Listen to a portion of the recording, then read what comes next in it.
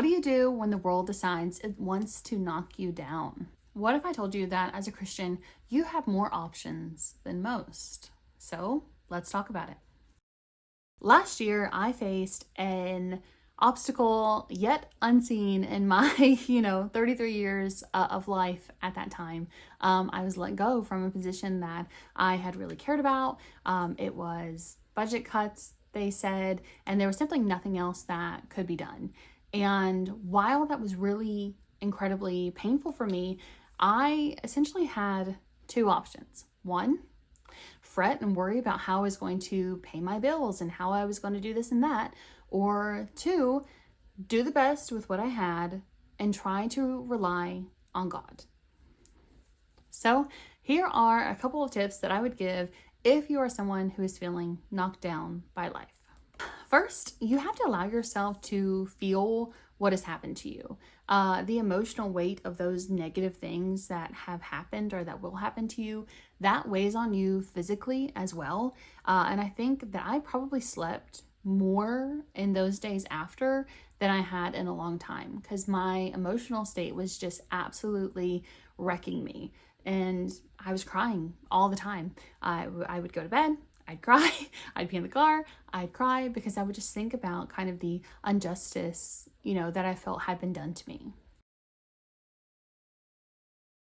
Never lived like close to the poverty line like I have. Having that like steady stream of income being yanked away from you really just feels so soul crushing because myself, probably like many of you, are one paycheck away from absolute disaster. I mean, it was a loss of everything. It was a loss of security, that layer of protection. It was a loss of dreams that I wanted to achieve in the coming year. And it was a loss of that sense of certainty that I had, or that people have when you have a place to go every day. Two, you have to decide what you're going to do next. You need a game plan. And in this process, I was praying really hard for something else to come around for me. I was praying pretty heavily, should I do this? Should I do that? When I was crafting my resume, when I was getting my cover letter together, I was genuinely thinking like, please God, I was praying over these things and praying for everything in every interview. I'd pray in the car and hope that this was going to be where God wanted me to be. And as it turned out, he put me in a position that I did not want. Like, I did not want to be here. It's still the job that I have right now. And it was just something like I was so like against it. And this just shows you the power of God, because this is a position where I was making more money. It was more professional. I was happier. Like, the things that you think may be a negative or where God's putting you in the season may not be something that you want, but it may be something that you need. And that kind of prayer life as a Christian is something that really helped me with that. The third thing is you need to seek wisdom and comfort in equal measure. Now, wisdom, I've already talked about. I was praying, I was hoping, I was doing all of these things, while comfort, it's awkward to tell people about the harsh things that you've been through. When someone passes away and everyone's around and everyone's kind of seeking to be there for you, and then it kind of fades away, and kind of waiting to step in and say, hey, like, I need help. Being able to do that was a great comfort. Not only asking help of the Lord, but asking help of Christians in my life, of my family, of my friends, and kind of like hearing their comforting words was a lot for me. And in that, you kind of have to let go of some ego, which I had a lot of.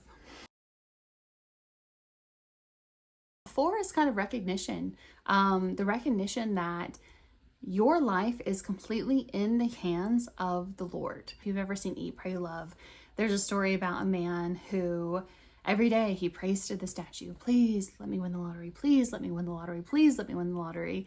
And then one day the statue comes to life and he says, brother, buy a ticket.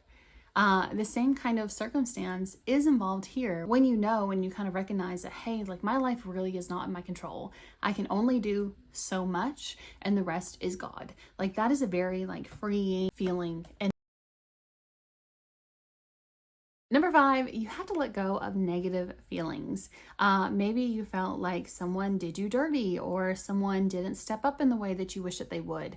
It's really kind of freeing to say, hey, that's okay. Like you're on your own path, I'm on my own path, and maybe those two are not going to intersect any longer.